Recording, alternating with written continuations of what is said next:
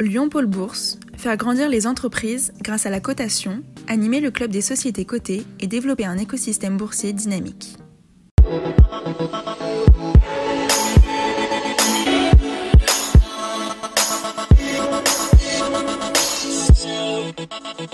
Bonjour et merci de votre fidélité à Bourse et Valeurs, le rendez-vous des entreprises cotées sur lyondécideur.com. Mon invité dans un instant, Alexis Janin, le directeur régional d'Euronext. À retenir cette semaine dans l'actualité boursière, bien sûr, le CAC 40 qui n'en finit pas de battre des records historiques. À plus de 6500 points, l'indice vedette de la place parisienne a renoué avec ses plus hauts de l'année 2000. Plus de 6500 points, ce sont des niveaux jamais atteints.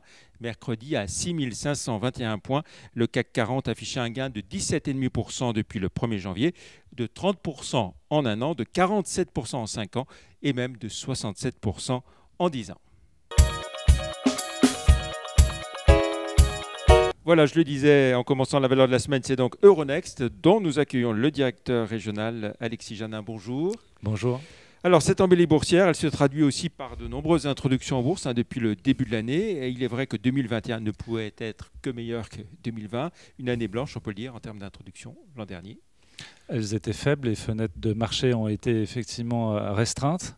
Du coup, un fort déport de l'année 2020 sur l'année 2021. Et comme vous l'évoquiez, les niveaux de valorisation entraînent l'afflux de candidats, effectivement, que ce soit à Paris ou dans le reste de l'Europe. Voilà, alors on va s'intéresser, nous, à la région Auvergne-Rhône-Alpes, qui est particulièrement bien placée, avec déjà 3 introductions. HRS à Grenoble, Obise et Cumulus Vap ici à Lyon. Tout à fait. 2 petites nouvelles qui sont introduites ces derniers jours. Obise et Cumulus Vap qui ont eu un beau succès. Alors on va dire un mot de chacune peut-être. Oui, Obise, spécialiste du marketing digital et affinitaire, dirigé par Brice Chambard, bien connu sur la place lyonnaise, très actif sur la French Tech et globalement très investi dans la cité. Et Cumulus Vap de son côté, spécialiste de la VAP, dirigé par Rémi Berthe, que vous avez peut-être reçu ou que vous allez recevoir. Société en très fort développement et voilà, qui a connu qui a été coté sur Euronext Access et qui a, profitant de son extrême croissance, a trouvé une bonne idée de faire son IPO sur Euronext Growth cette année. Voilà. Et puis, alors, on va dire un mot aussi, ça date de plusieurs mois maintenant, mais HRS à Grenoble sur ce créneau de l'hydrogène. Alors, HRS, effectivement, spécialiste des stations à hydrogène, qui a réalisé vraiment une superbe IPO en début d'année, levant quasiment 100 millions d'euros après clause d'extension. Pour devenir un des leaders, effectivement, au niveau français et Europe, sur cette nouvelle filière d'avenir, sur lequel on a d'autres très beaux dossiers dans la région, notamment McPhy Energy, qui s'était introduit il y a quelques années et qui a intégré il y a quelques mois le SBF 120. Oui. Pour Euronext Growth, c'était la plus grosse opération jamais opération record. Oui. On espère peut-être la battre d'ici la fin de l'année, on s'y attelle, mais effectivement, opération record, montrant bien que c'est un marché qui aujourd'hui qui est passé du statut de marché des PME à vraiment celui de PME, de TI et de scale-up. Et on va rappeler la différence entre, vous avez évoqué à propos de Cumulus Vap, Euronext Access, Growth, la différence. Alors c'est le chemin de financement finalement qui a été construit par Euronext. On va dire qu'Euronext Access est plus un marché d'acclimatation qui permet de se faire la main, entre guillemets, sur la bourse, sur ses contraintes de communication. Ça laisse à l'entreprise la capacité de monter en puissance, de bien s'entourer au niveau de son équipe et puis de démontrer aux investisseurs qu'elle est une trajectoire de croissance qui est pertinente. Voilà. Et puis alors ce qu'on peut dire, c'est que c'est pas fini, ces introductions en bourse. On parle de quoi? Boa Concept à Saint-Étienne qui frappe à la porte, une entreprise d'éclairage à Nancy. On peut dire clairement que c'est le retour en force des valeurs régionales. Vous avez l'air bien informé.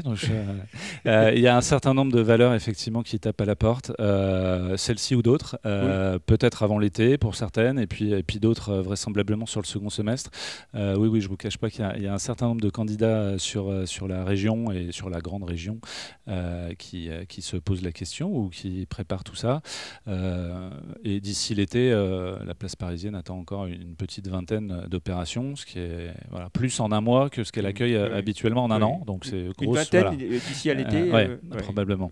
Donc ça va s'accélérer clairement. Tout à fait. Alors on avait vu pendant le premier confinement en 2020 le retour des actionnaires individuels en bourse. Ça se confirme aujourd'hui avec ces opérations en 2021 ? Tout à fait. Ça c'est clairement pas démenti. Ils sont toujours présents dans les volumes quotidiens, c'est-à-dire la part dans les échanges ont doublé en un an. Et effectivement, ils ont été très présents aussi sur les nouvelles opérations, notamment d'IPO, où à chaque fois leur part est sursouscrit par des multiples importants. Et puis, ils participent aussi de plus en plus aux augmentations de capital quand elles leur sont ouvertes. On peut citer Carbios, qui a quand même levé 114 millions récemment. Qu'on recevra la semaine prochaine, d'ailleurs, dans le cadre de cette émission. Fort bien. Vraiment un projet très emblématique de la région. Et les particuliers ont participé à hauteur de 10 millions d'euros, par exemple, sur cette opération. Alors, à plus de 6500 points le CAC 40, on s'interroge toujours. Est-ce qu'on s'expose à un risque de bulle qui pourrait exploser avec des conséquences importantes en cascade ? Alors, bulle, je ne sais pas. Il y a des niveaux de valorisation, effectivement, qui ont, comme vous le soulignez, pas été atteints depuis fort longtemps, parce que ça fait un peu plus de 20 ans que le CAC n'a pas été à ces niveaux-là. Ce qui est intéressant, c'est que ça ne repose pas que sur un secteur qui doperait finalement l'ensemble de la cote. On voit que les valeurs technologiques qui, l'année dernière, pouvaient apparaître comme des valeurs un peu de bulle, en fait, se sont plutôt dégonflés, sont revenus à des niveaux un peu plus contraints, et que c'est finalement à nouveau les cycliques, les industriels. On a un certain nombre de cas et d'exemples dans notre région, des gens qui sont revalorisés fortement ces derniers temps, des GL Evans, des Jacquet Metal ou des AST Group qui performent extrêmement bien. Et voilà, en fait, finalement, aujourd'hui, c'est un équilibre et c'est des niveaux de valorisation qui sont tirés vers le haut, mais finalement, c'est l'ensemble des secteurs qui le sont, soit parce que c'est des thématiques d'avenir, soit parce que c'est une reprise économique qui est anticipée par les investisseurs. Alors, s'il n'y a pas de risque d'explosion, est-ce qu'on peut dire qu'il peut y avoir quand même des corrections techniques sérieuses par moment Alors, il y en a déjà eu, il y en aura. À nouveau, les facteurs avancés qu'on regarde, c'est la collecte, qui sont les principaux indicateurs de ce qui risque de se passer dans un horizon de temps plutôt court. Aujourd'hui, la collecte sur le marché action est toujours positive. Ça nous laisse imaginer qu'a priori, il ne devrait pas y avoir de correction majeure dans les temps à venir.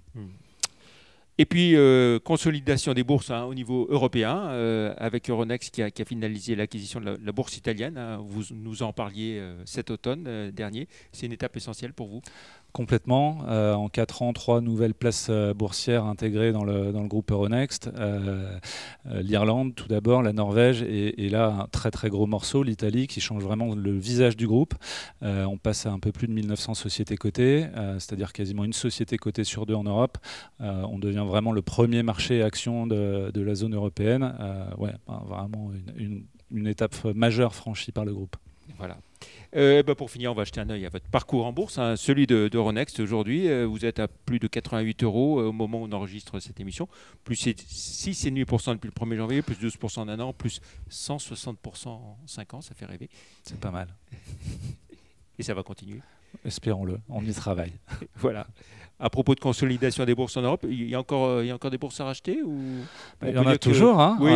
On en accepte, si je puis dire. Donc oui, effectivement, après, elles ne changent pas de main tous les jours. On en a vu 2 ou 3 seulement passer ces dernières années. Donc effectivement, les objectifs d'Euronext, c'est toujours de consolider l'Europe en termes de marché boursier. Donc on continuera à travailler à cette connexion-là.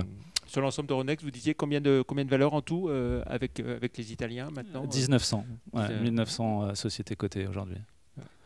Et une valorisation, une capitalisation cumulée de 4500 milliards.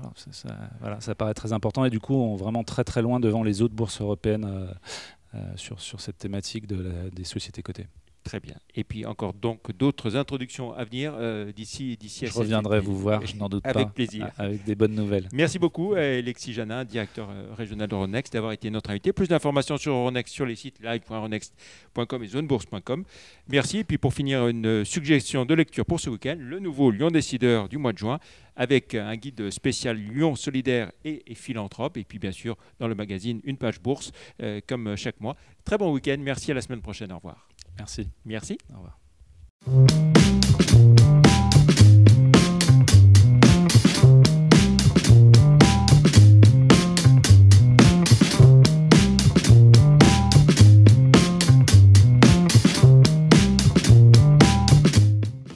Retrouvez les enregistrements et informations de marché sur les sites de Zone Bourse et d'Euronext.